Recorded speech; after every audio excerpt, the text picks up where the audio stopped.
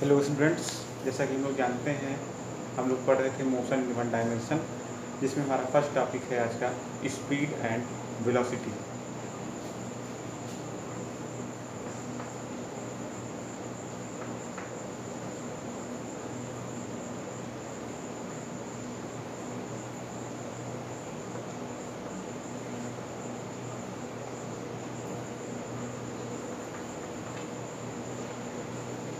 तो पहले तो हम जानते हैं कि स्पीड क्या है।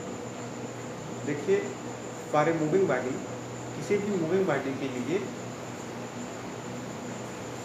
स्पीड एक ऐसी क्वांटिटी है जिसके द्वारा हम जान सकते हैं how fast the body is moving.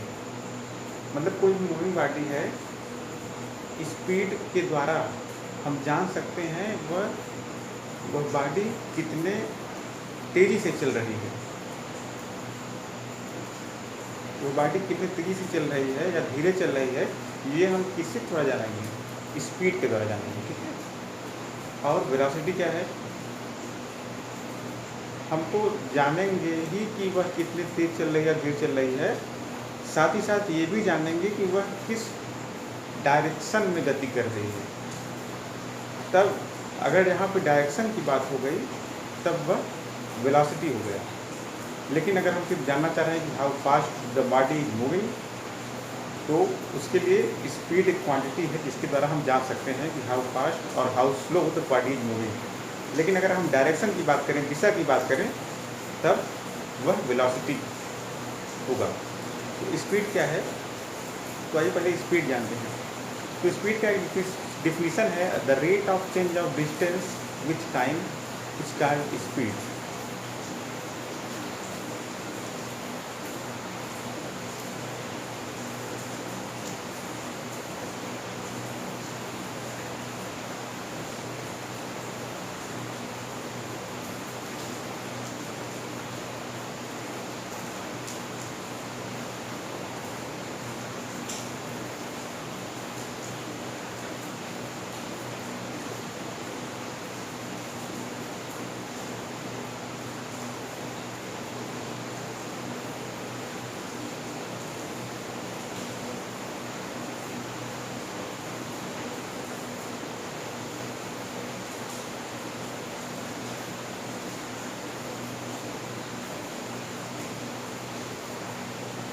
ये तो स्पीड हो गया, ठीक है। अब यानी कि इसका अर्थ क्या है? The rate of change of distance with time, मतलब टाइम के साथ साथ डिस्टेंस में जो बदलाव आ रहा है उसके रेट को, उसके दर को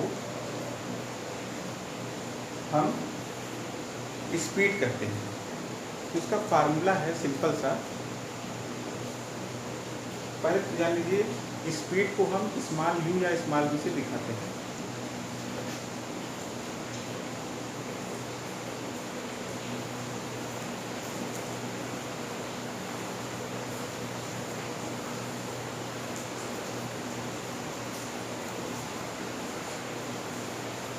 और इसका फार्मूला है u इक्वल टू डिस्टेंस और v equal to distance upon time.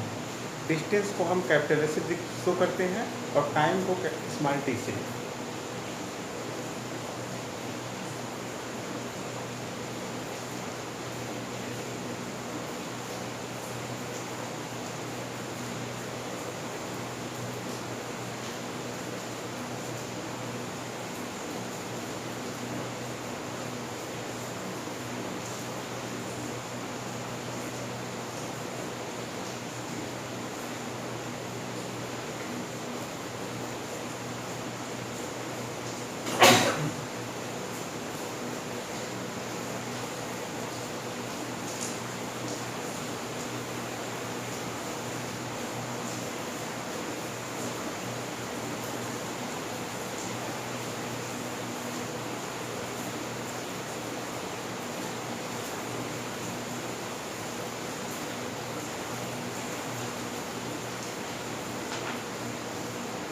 ठीक है, तो डिस्टेंस अपॉन टाइम हो गया। कैपिटल S को, डिस्टेंस को कैपिटल S से और टाइम को स्मॉल t से शो करते हैं।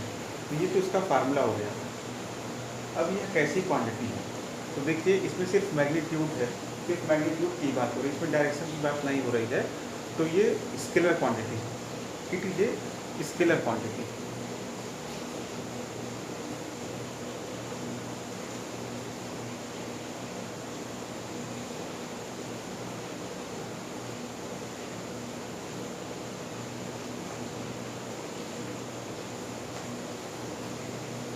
ये स्केलर क्वांटिटी क्यों है?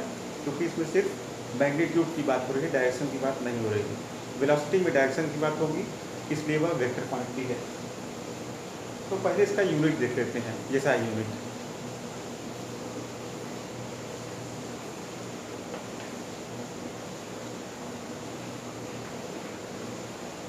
अब आप देख सकते हैं डिस्टेंस का हम लोग जैसा यूनिट जानते हैं मीटर, और टाइम का सेकंड। तो दोनों मिला के स्पीड का यूनिट हो गया SI यूनिट, मीटर पर सेकंड या मीटर इंटू सेकंड इनवर्स।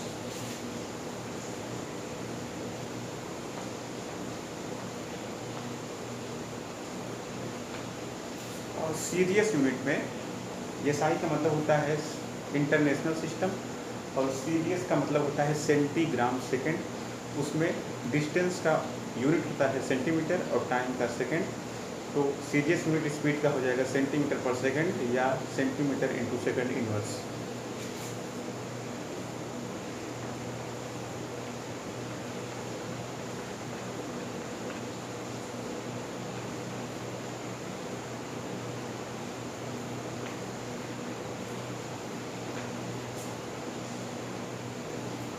तो ये तो हो गया हमारा स्पीड, इसको नोट कर लीजिए। तब हम आगे आपको बताएंगे वेलोसिटी।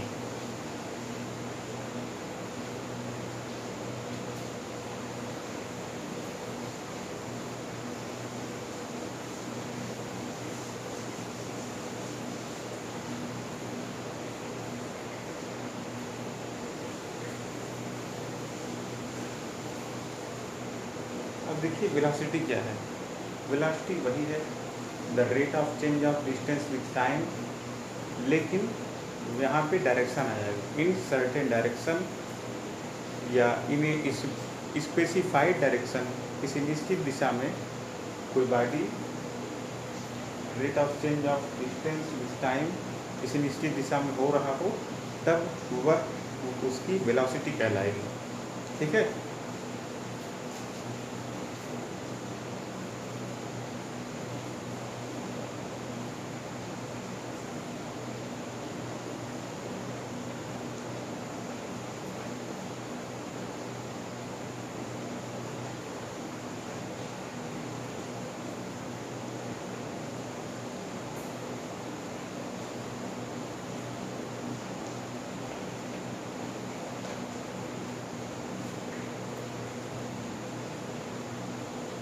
टाइम के साथ साथ जो डिस्टेंस में बदलाव आ रहा है उसके दर को किसी निश्चित दिशा में टाइम के साथ साथ दूरी में जो बदलाव आ रहा है उसके दर को हम वेलोसिटी कहते हैं।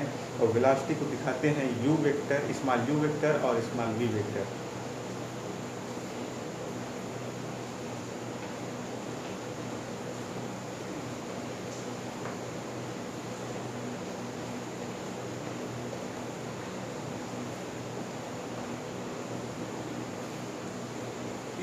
इसमें मैग्नीट्यूड के साथ साथ डायरेक्शन भी है, इसलिए यह वेक्टर क्वांटिटी है।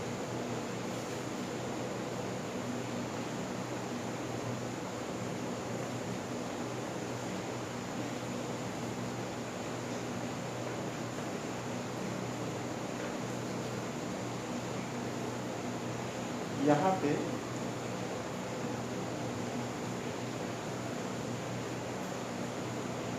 फार्मूले में u वेक्टर और v vector equal to displacement upon time होगा।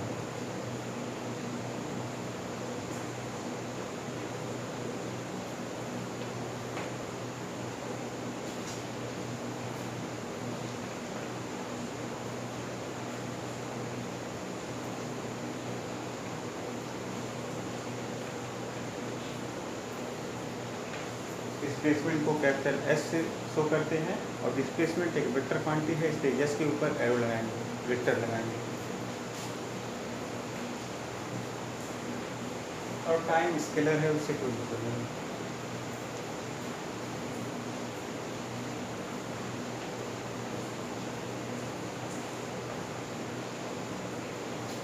ठीक है, देखिए इसका एसआई यूनिट क्या होगा, एसआई यूनिट वही होगा मीटर पर सेकेंड, और सीरियस यूनिट होगा सेंटीमीटर पर सेकेंड, क्योंकि डिस्प्लेसमेंट का वही रहता है डिस्टेंस की तरह।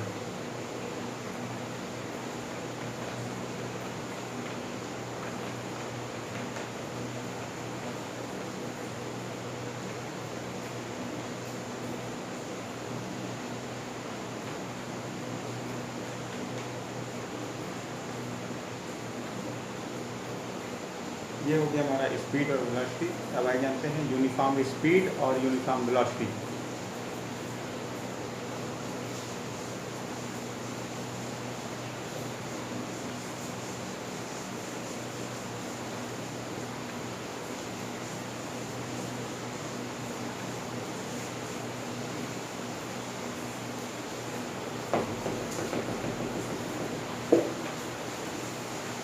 अब देखिए यूनिफॉर्म स्पीड क्या है और यूनिफॉर्म वेलोसिटी क्या है।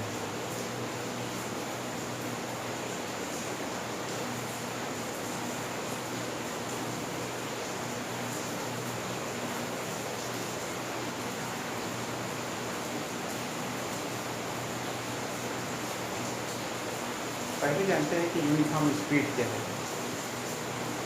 If a body moves equal distance with equal interval of time, then it is called uniform speed of a body।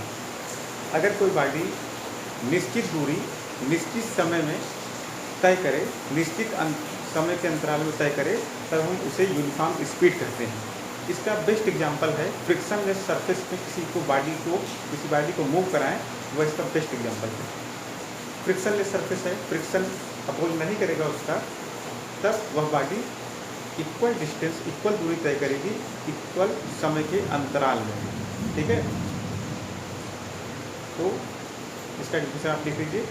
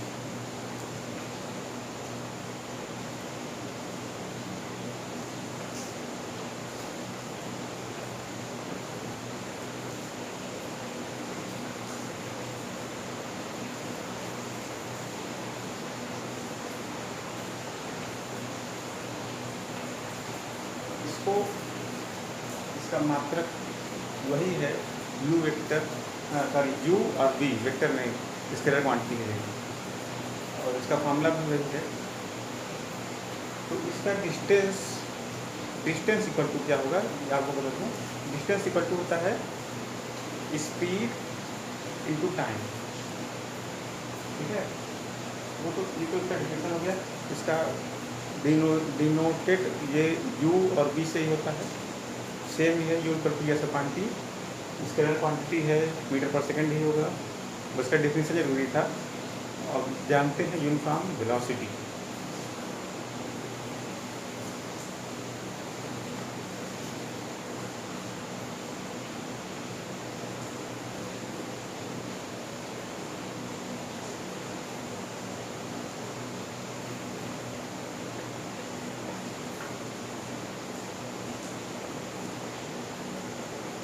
Uniform velocity में बस यही है कि उसमें डायरेक्शन की बात होगी। If a body moves if a body moves equal distance in a particular direction या in a certain direction in equal interval of time, then it is called uniform velocity of a body. ठीक है,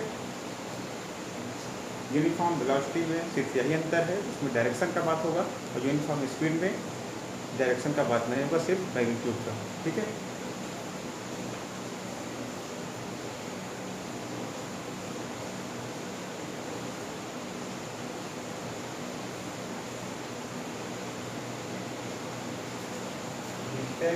ध्यान देंगे.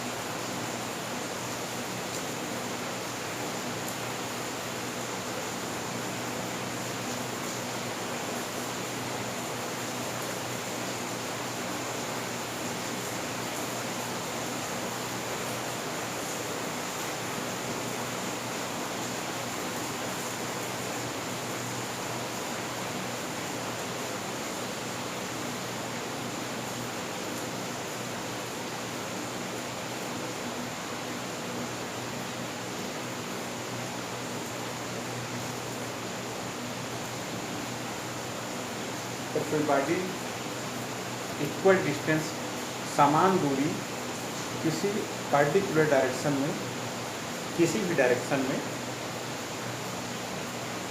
एक निश्चित अंतराल, एक निश्चित समय के अंतराल में वह इक्वल डिस्टेंस मतलब समान दूरी तय करे किसी भी पर्टिकुलर डायरेक्शन में, किसी भी एक निश्चित दिशा हो, ईस्ट या वेस्ट या नॉर्थ या साउथ, हम उसे कहेंगे uniform velocity of a body. देखिए वेलोसिटी है तो डायरेक्शन का बात होगा, इसलिए मैंने डायरेक्शन का बात किया है. ये पार्टिकल डायरेक्शन, इसका भी मात्रक यू वेक्टर और वी वेक्टर होगा, स्मॉल यू वेक्टर और वी वेक्टर, और इसमें डिस्प्लेसमेंट होगा तो yes capital yes vector time का टी. और आप यूनिट को जानते ही हैं, मीटर पर सेकेंड ईसाई यूनिट है और सीरियस सेंटीमीटर पर सेकेंड. अब आगे जानते हैं थर्ड टॉपिक हमारा instantaneous speed and instantaneous velocity, जो कि बहुत ही महत्वपूर्ण है.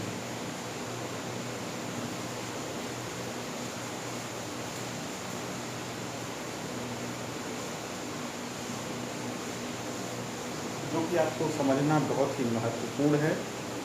Instantaneous speed and instantaneous velocity.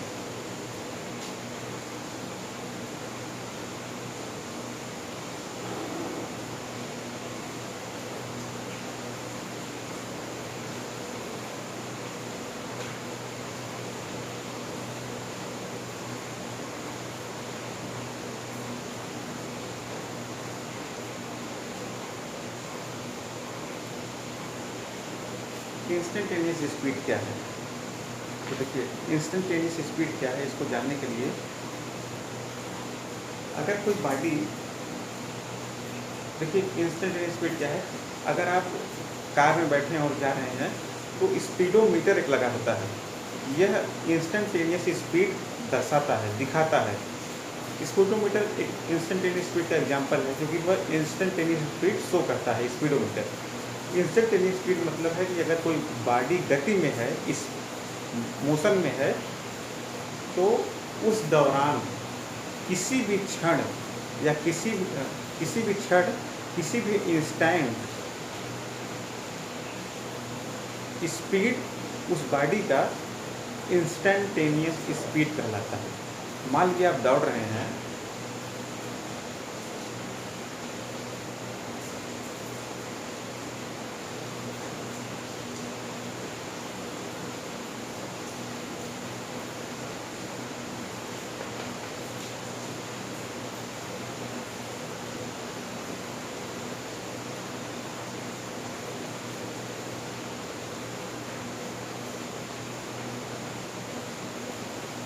आप दौड़ रहे हैं तो हर समय आपकी स्पीड समान नहीं रहेगी। मान लीजिए क्राउडेड एरिया आ गया तो आपकी स्पीड घटेगी, या आप थक गए आपकी स्पीड घटेगी। तो किसी इंस्टेंट आपकी स्पीड 6 मीटर पर सेकेंड थी, और किसी इंस्टेंट, किसी क्षण, इंस्टेंट का मतलब होता है क्षण, आपकी स्पीड 5 मीटर पर सेकेंड थी। उसी क्षण, मतलब जैसे हम कहें कि इस क्षण आपकी स्पीड क्या थी, तो वो थी, इस इंस्टेंट पर आपकी स्पीड क्या थी, वो थी 5 मीटर पर सेकेंड। ठीक है, उम्मीद करता हूँ आपको समझ में आया हो।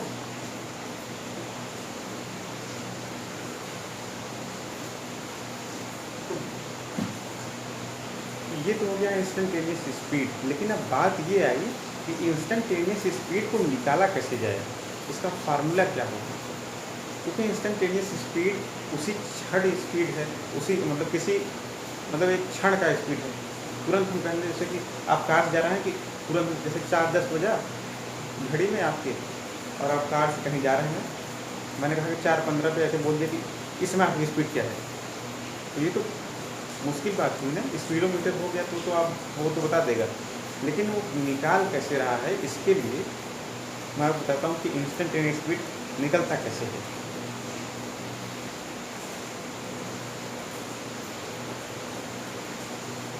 ये कोऑर्डिनेट है, ये एक्स प्लेन है, ये वाई प्लेन है। एक्स प्लेन पे टाइम ले लीजिए और वाई प्लेन पे पोजीशन लेती एक्स, और टाइम को टी सेकेंड कर लीजिए।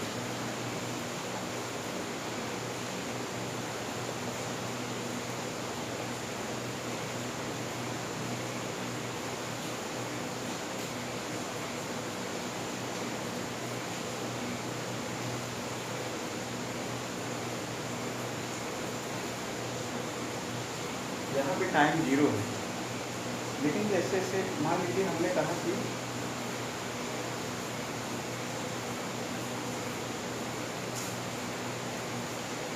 ये पोजीशन टाइम ग्राफ है, ठीक है।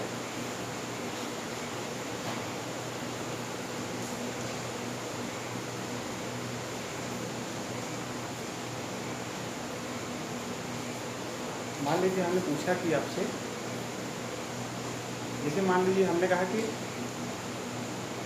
इस अंतराल पे आपका पोजीशन क्या होगा, तो आप ग्राफ को कैसे दिखाएंगे। देखिए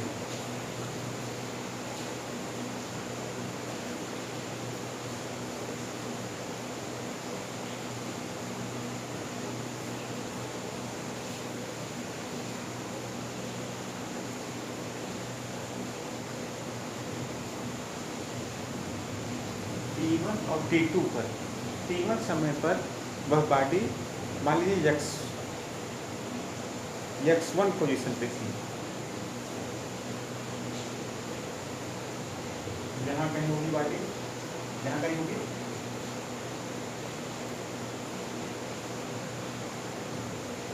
और T2 समय पर मान लीजिए x2 समय पे थी, मान लीजिए यहाँ कहीं थी।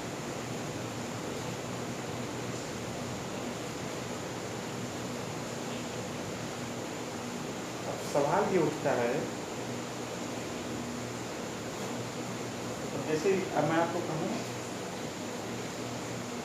x2 minus x1 upon T2 minus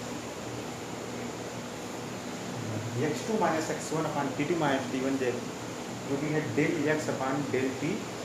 तो ये तो है एवरेज स्पीड, यानी कि total distance travelled by body, ratio of total distance travelled by body with total time taken is known as average speed. लेकिन मैं अगर इंस्टेंटेनियस स्पीड की बात करूं, एवरेज स्पीड देखिए दो टाइम को मान लिया, जैसे कि 4 से 5 के 4 से 5 के 5 बज के 4 से 5 बजे के बीच में आपकी स्पीड क्या थी, तो उस समय आप एवरेज स्पीड निकालेंगे। लेकिन इंस्टेंटेनियस स्पीड क्या है, 5:10 पे आपकी स्पीड क्या थी, तो ये इंस्टेंटेनियस स्पीड आप बताएंगे उस समय। तो ये निकालना मुश्किल है। देखिए इंस्टेंटेनियस स्पीड निकालने के लिए क्या करेंगे, मान लीजिए मैंने कहा कि यहीं कहीं बीच में T0 समय पर आप उस बॉडी की स्पीड बताइए।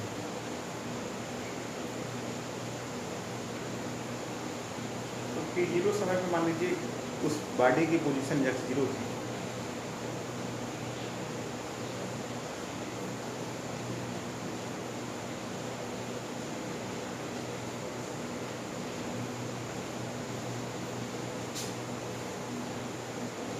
अब देखिए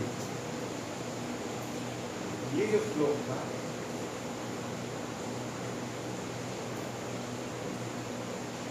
ये आपका एवरेज स्पीड बता रहा था x2 - x1 + -2 t1, लेकिन इंस्टेंटेनियस स्पीड के लिए आपको ये t1 t2 को इंस्टेंटेनियस स्पीड का डिफिनेशन है, कोई बॉडी अगर मूव कर रही है मतलब उसका स्पीड लगातार चेंज हो रहा है। If a speed of a body is changing continuously then at a instant, किसी क्षण the ratio of distance travelled in short time interval to the time interval is known as instantaneous speed. यानी कि कोई जैसे आपकी body travel कर रही है और उसका स्पीड ऊपर नीचे हो रहा है, कभी ज़्यादा हो रहा है कभी कम हो रहा है, लेकिन किसी क्षण मैं आपको कहूँ जैसे अब हम लोग गाड़ी से कहीं जा रहे हैं कार से, 1 बजे निकले 3 बजे तक पहुंच जाएंगे, तो मैं आपसे 2 बजे कह दूं कि 2 बजे मैंने आपसे पूछा कि आपकी गाड़ी की स्पीड क्या है उसी समय, तो वह आप उस समय इंस्टेंटेनियस स्पीडोमीटर में देख के बता देंगे।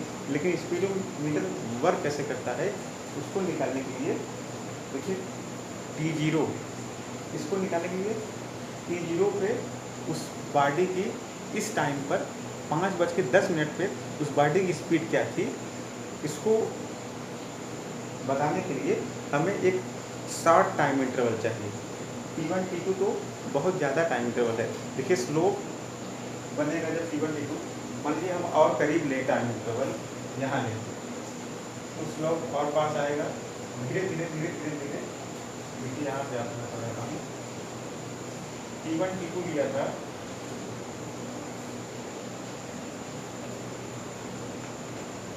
मान लीजिए और पास लिया, पॉइंट को और पास किया, तो धीरे धीरे ये लाइन करीब आती जाएगी। एक समय ऐसा आएगा जब वह टैंजेंट का काम करता है, यानी कि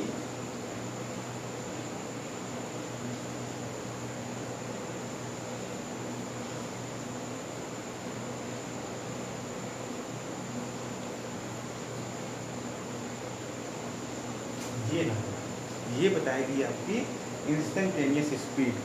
तो इसके लिए हमें क्या चाहिए, इंस्टेंटेनियस स्पीड का फार्मूला डिफिनेशन है, तो इसका फार्मूला होगा डेल टी, यानी कि यहाँ से ये जो हमने लिखा है ये एवरेज स्पीड है, x2 - x1 / t2 - t1 ये एवरेज स्पीड है। इसको हम लिख सकते हैं, इसको मैं यहाँ लिख दे रहा हूँ,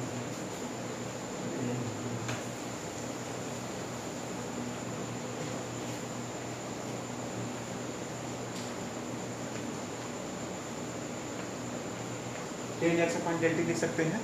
तो ये एवरेज स्पीड दिखा रहा है, लेकिन अगर मैं वहाँ पे लिमिट लगा दूँ, यानी कि जो अंतराल है उसको मैं एकदम छोटा कर दूँ, क्योंकि मैं एक टाइम पर 5:10 पर 4 से 5 नहीं, 2 से 3 नहीं, 1 से 2 नहीं, हमें एक निश्चित समय पर उस बॉडी का किसी क्षण उस बॉडी का स्पीड चाहिए। उसके लिए हमें लिमिट लगाना पड़ेगा, यानी कि जो अंतराल है वह अप्रोच करे 0 को, उस समय वह इंस्टेंटेनियस स्पीड बताएगा, यानी कि डेल x/Δt, जहाँ पे Δt approaches to 0।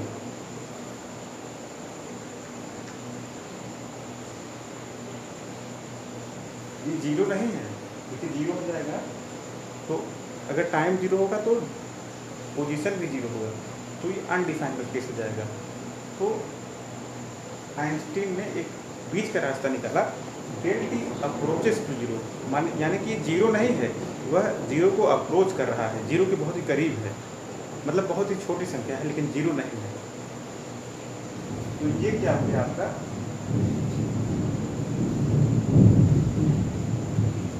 Instantaneous speed. आइए से मैंने इसको डिनोट किया है, इसको आप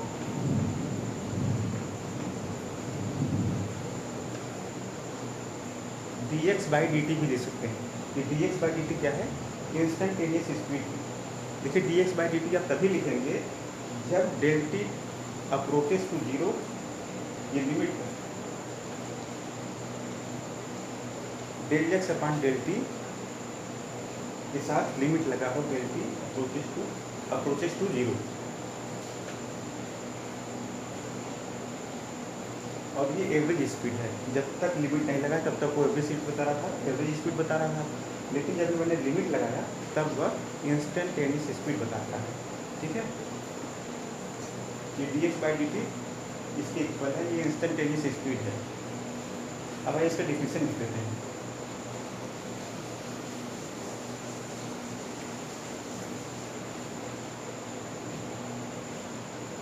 देखिए इंस्टेंटेनियस स्पीड क्या है?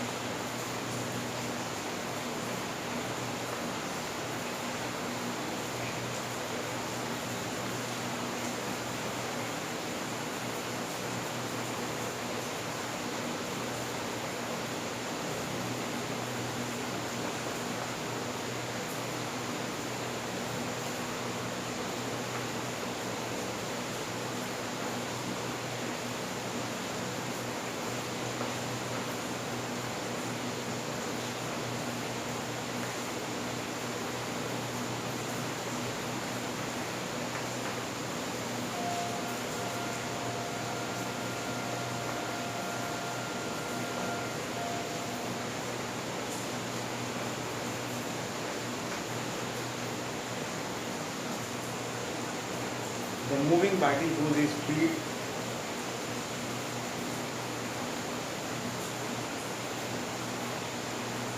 is continuously changing, मतलब कोई मूविंग बॉडी है, जो बॉडी चल रही है जिसका स्पीड कंटिन्यूसली चेंज हो रहा है, लगातार चेंज हो रहा है, उस बॉडी का किसी क्षण at any instant the ratio of distance travelled in short time interval to the time interval, यानी कि किसी भी छोटे से समय के अंतराल में उस बॉडी ने जितना डिस्टेंस ट्रेवल किया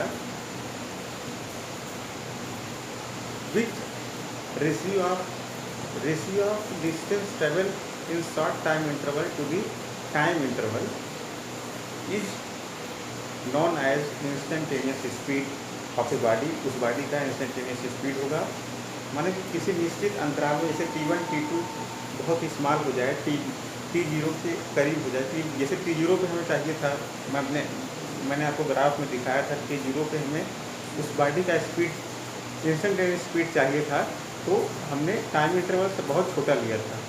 तो उसमें क्या किया था कि टाइम इंटरवल जब छोटा लिया था तो उस समय उसकी पोजीशन को distance travel in short time interval, distance travel in short time interval, del x upon del t short time interval को नीचे लीजिए, तो del T approaches to zero limit लगेगा, तो वो उसका इंस्टेंटेनियस स्पीड होगा। ठीक है, इसका फार्मूला है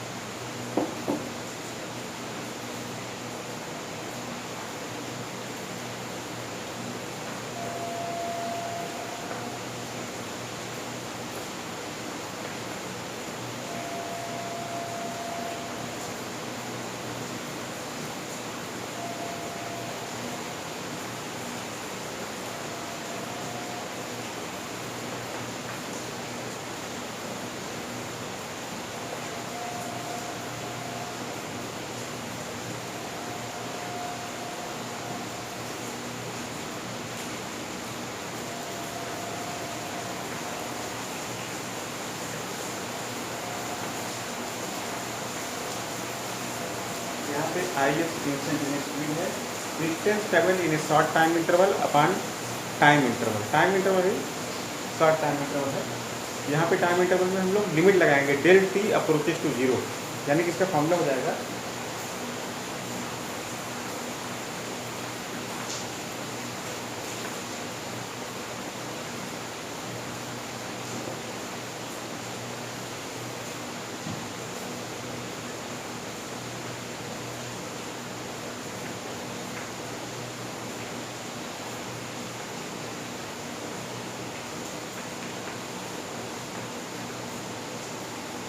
क्योंकि हमारा है d x by D t, limit del T approaches to zero, del x upon del x distance travel in short time interval upon time interval, जहाँ पे टाइम इंटरवल अप्रोच कर रहा है जीरो को, मतलब बहुत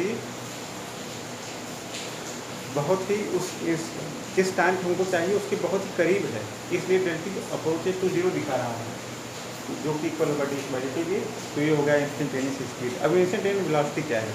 वेलोसिटी में आपको बता दूं, ये देखिए इंस्टेंटेनियस स्पीड स्केलर क्वांटिटी है, क्योंकि इसमें मैग्नीट्यूड है, डायरेक्शन नहीं है। इंस्टेंटेनियस स्पीड में डायरेक्शन आ जाएगा। तो यहाँ पर मैं लिख देता हूँ moving body whose speed is continuous changing,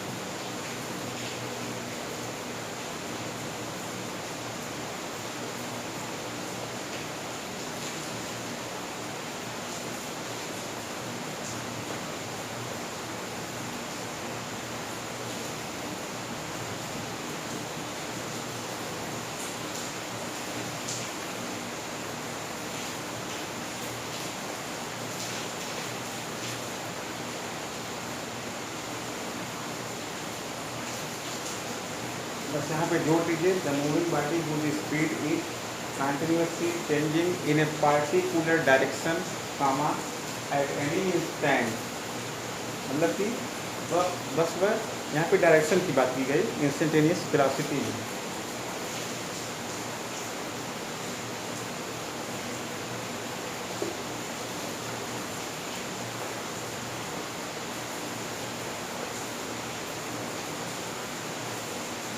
जिसमें डायरेक्शन की बात की गई, इसलिए यह इंस्टेंटेनियस वेलोसिटी हो गया। इसमें क्या होगा, the moving body whose speed is continuous changing in a particular direction, किसी एक निश्चित डायरेक्शन में चेंज हो, और उसी किसी क्षण the ratio of distance travel in a short time interval to time interval instantaneous velocity कहलाएगी।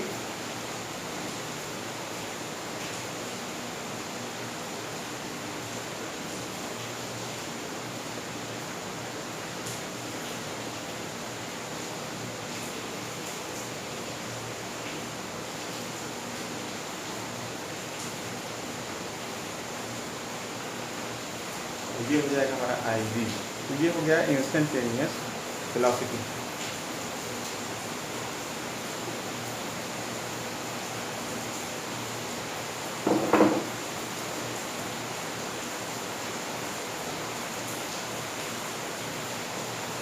ठीक है,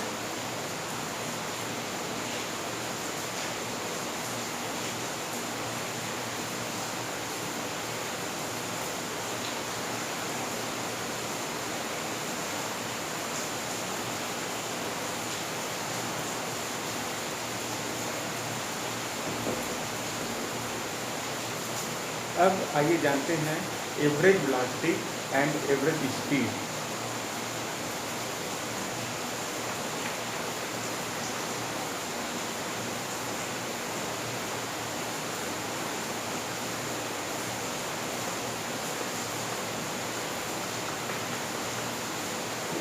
पहला जानते हैं कि एवरेज स्पीड क्या है। तो total distance travel by body, total distance traveled by a body, the ratio of total distance traveled by a body to the total time taken in a journey is called as average speed। मतलब मान लीजिए आप कहीं से कहीं तक गए तो जितनी दूरी आप चले और जितना समय लगा उसका रेशियो एवरेज स्पीड है।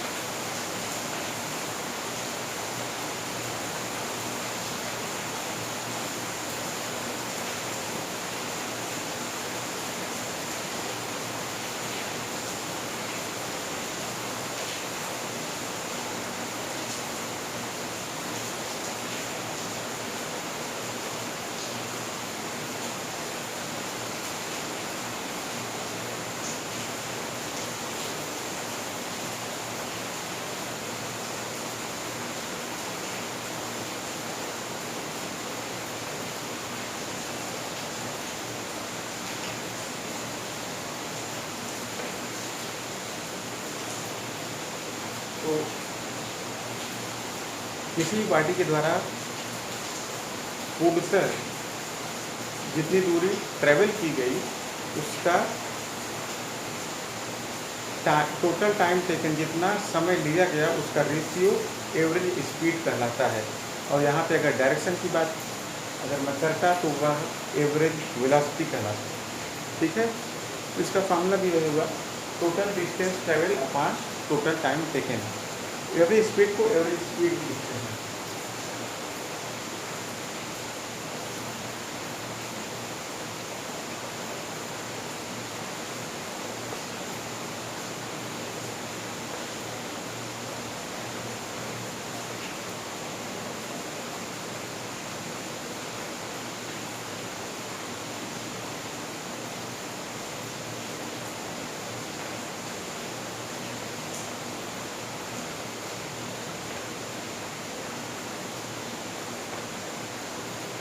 ये तो क्या हमारा एवरेज स्पीड। अब आगे जानते हैं average velocity.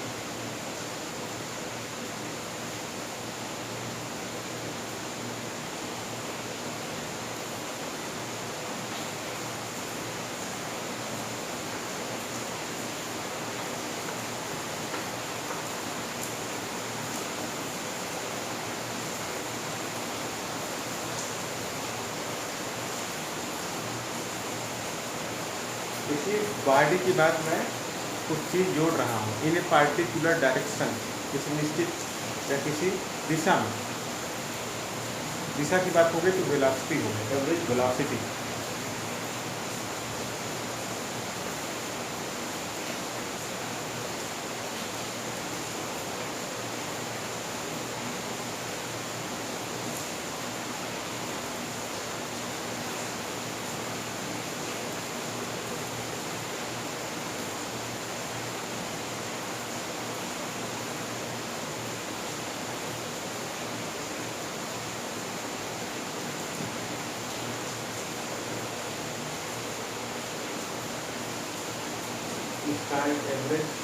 Start average velocity of the body।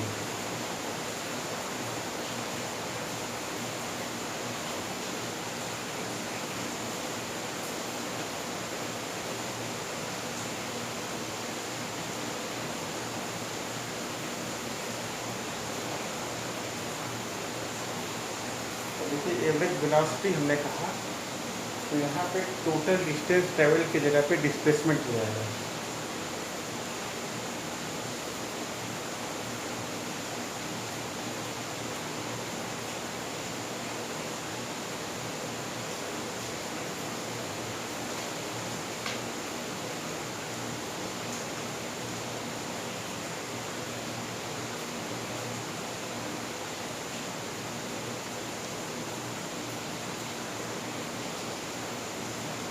जाहिर सी बात है एवरेज वेलोसिटी की बात कर रहे हैं, यानी कि उसमें डायरेक्शन भी होगा, तो डिस्टेंस नहीं डिस्प्लेसमेंट हो, क्योंकि डिस्प्लेसमेंट में मैग्नीट्यूड के साथ साथ डायरेक्शन भी होता है, तभी वो वेक्टर क्वांटिटी होगा।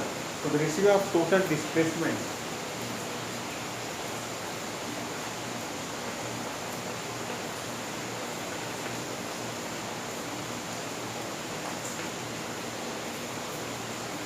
और यहाँ से ट्रेवल बाई हट जाएगा।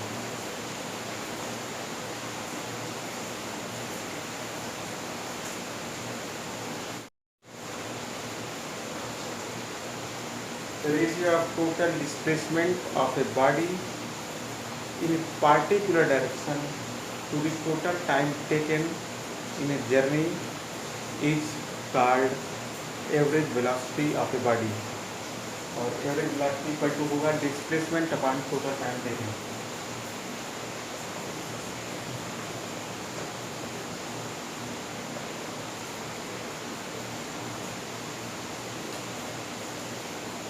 ठीक है, ये तो हो गया हमारा एवरेज वेलोसिटी। अब हम जानेंगे non uniform speed and non uniform velocity. ठीक है,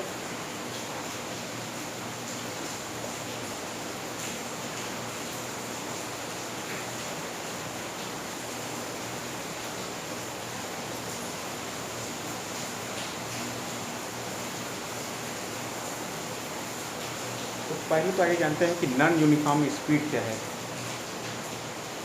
नॉन यूनिफॉर्म स्पीड क्या है?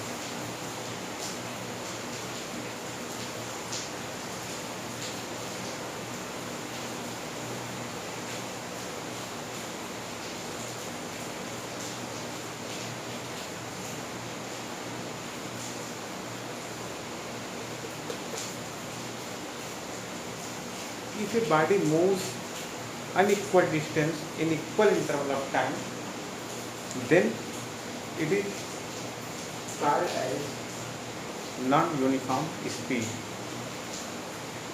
इसका एग्जाम्पल है,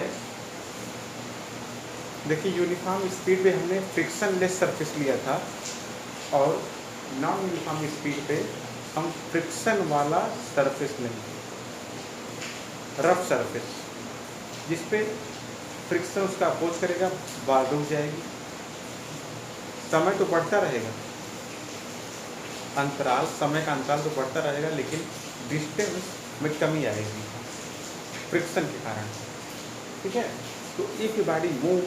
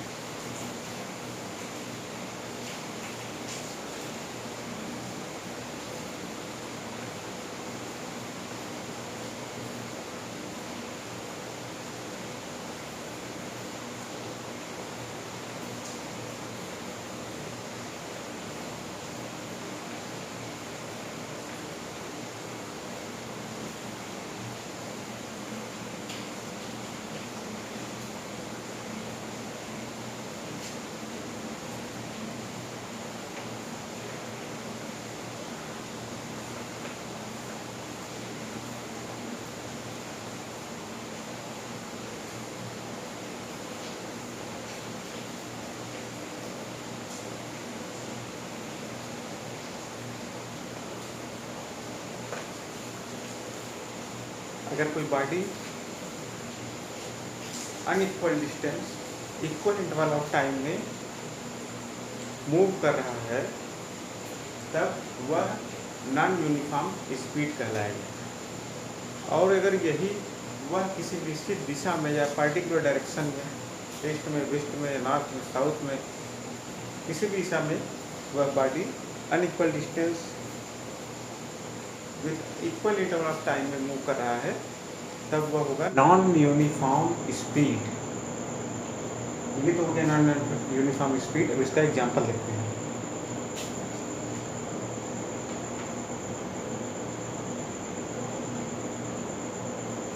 एग्जांपल ले लीजिए, कल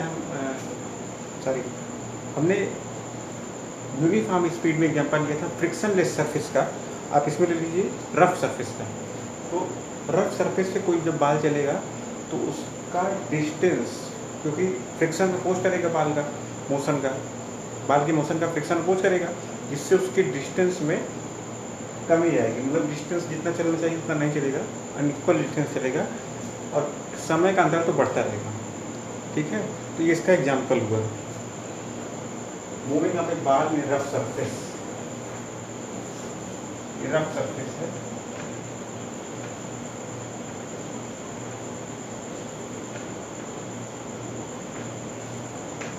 अब आइए जानते हैं non uniform velocity.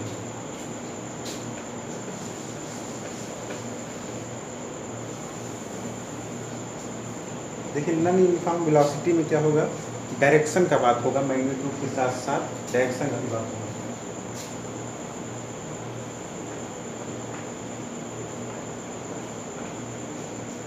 If body moves unequal distance with unequal distance in a particular direction, ठीक है, किसी निश्चित दिशा में वह बॉडी अनइक्वल, असमान, मतलब कि समान दूरी न तय करे, with equal interval of time, एक इक्वल समय के अंतराल में वह अनइक्वल डिस्टेंस किसी भी पार्टिकुलर डायरेक्शन में वह बॉडी तय करे, तब वो कहलाती है उस बॉडी की uniform velocity of a body.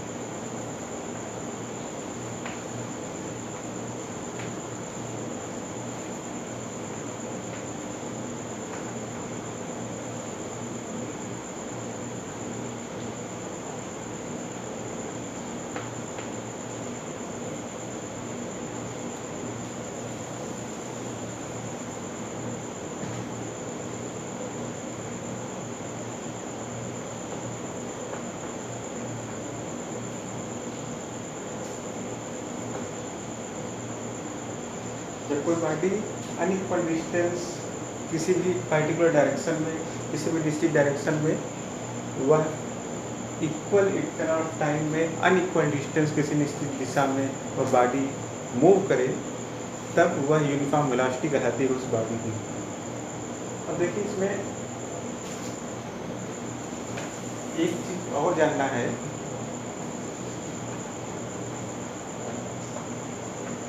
देखिए इसमें डायरेक्शन है। देखिए नॉन यूनिफॉर्म का क्या मतलब है। नॉन यूनिफॉर्म मतलब कांस्टेंट ना हो, यूनिफॉर्म मतलब कांस्टेंट। तो देखिए इसका एग्जांपल क्या है। नॉन यूनिफॉर्म का मतलब या तो डायरेक्शन चेंज हो, मतलब गति के दौरान या तो डायरेक्शन चेंज हो, या तो मैग्नीट्यूड चेंज हो, या तो डायरेक्शन मैग्नीट्यूड दोनों चेंज हो, तब वह नॉन यूनिफॉर्म कहलाएगा। नॉन यूनिफॉर्म मतलब कांस्टेंट ना हो, बदला हुआ है। जैसे गति में बदला हुआ है, गति मतलब गति के मैग्नीट्यूड में बदला हुआ है, 5-6 किलोमीटर प्रति घंटा की जगह 6 किलोमीटर, कभी 7, कभी 8, कभी 9, ऐसे। और डायरेक्शन का मतलब है कभी ईस्ट, कभी वेस्ट, कभी साउथ, कभी नॉर्थ, ऐसे, तब वह नॉन यूनिफॉर्म कहा जाएगा। ठीक है।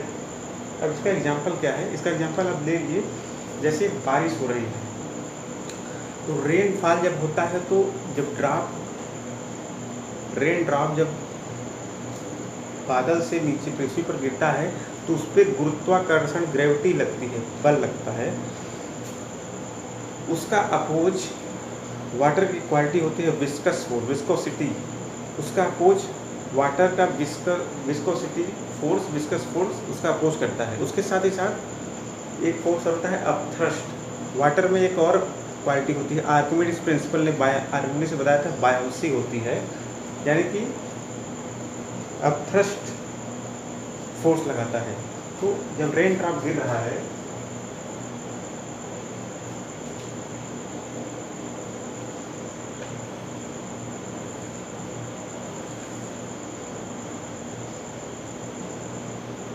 बात ये रेन ड्रॉप है और ये अर्थ और ये पृथ्वी की सतह है, यहाँ पर ग्रेविटी लग रही है। तो रेन ड्रॉप जब ऊपर से चल रहा होता है उस समय उसकी वेलोसिटी इंक्रीज होती है, तो ये नॉन यूनिफॉर्म होगा। इसमें देखिए डायरेक्शन नहीं चेंज हो रहा है, इसमें मैग्नीट्यूड चेंज हो रहा है। यहाँ पे रेन का स्पीड इंक्रीज होता है शुरुआत में, फिर धीरे धीरे जब बरसात थम जाती है उस समय ये उसका स्पीड यूनिफॉर्म हो जाता है, ठीक है। लेकिन शुरुआत में उसका स्पीड इंक्रीजिंग होता है, इंक्रीज करता है रेन का। गिरा तो शुरुआत में उसका स्पीड इंक्रीज करता है ग्रेविटी का, ठीक है। लेकिन जब विस्कस फोर्स और अपथ्रस्ट फोर्स लगने लगते हैं, ग्रेविटी का अपोज करते हैं, मतलब अपथ्रस्ट और विस्कस ऐसे लगता है और ग्रेविटी आपका ऐसे, तो दोनों कट जाते हैं, तो कोई फोर्स नहीं लगता, तब उस समय यूनिफॉर्म स्पीड होता है। लेकिन जब नहीं लगता शुरुआत में तो उस समय नॉन यूनिफॉर्म स्पीड का ये उदाहरण होगा। तो इसमें ये है कि डायरेक्शन तो रेनफॉल का नीचे ही है पृथ्वी की ओर, इसमें बदलाव किसमें आ रहा है, मैग्नीट्यूड में।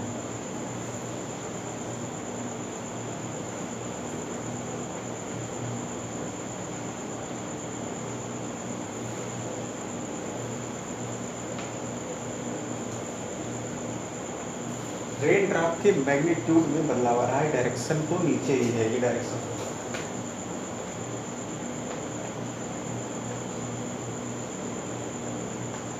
और एक एग्जाम्पल आप ले सकते हैं, जैसे कोई सर्कुलर मास, कोई बॉडी सर्कुलर मोशन कर रहा है, सर्कुलर मोशन कर रहा है तो उसमें डायरेक्शन तो चेंज हो रहा है। इसमें देखिए, इसमें डायरेक्शन नहीं चेंज हो रहा था, तब भी मैग्नीट्यूड की वजह से वह नॉन यूनिफॉर्म वेलोसिटी था, ठीक है। लेकिन अगर इसमें डायरेक्शन चेंज हो, मैग्नीट्यूड का चेंज हो, तब भी वह नॉन यूनिफॉर्म कहलाएगा। जैसे circular motion of a body,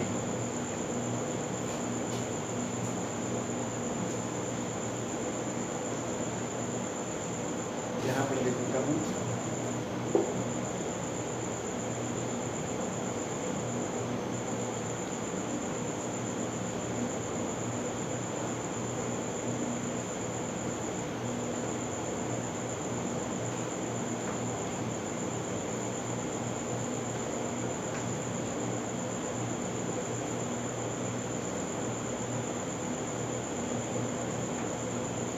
देखिए यहाँ पे कोई बॉडी सर्कुलर मोशन कर रहा है, किसी क्षण वह बॉडी यहाँ थी,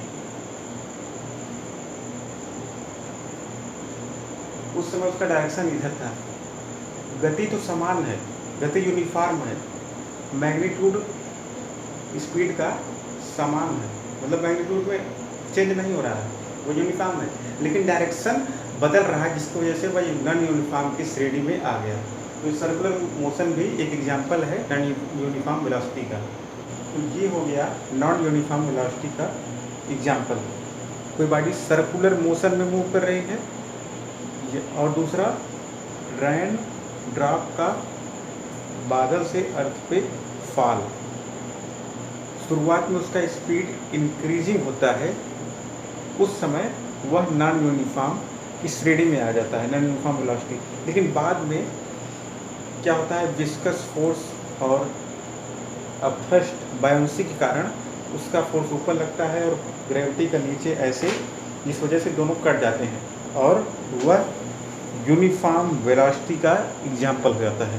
लेकिन शुरुआत में वह नॉन यूनिफॉर्म वेलोसिटी का एग्जाम्पल है रेन ड्रॉप फॉल, ठीक है।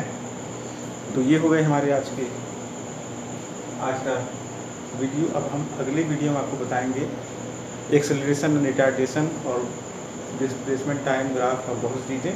तब तक के लिए धन्यवाद।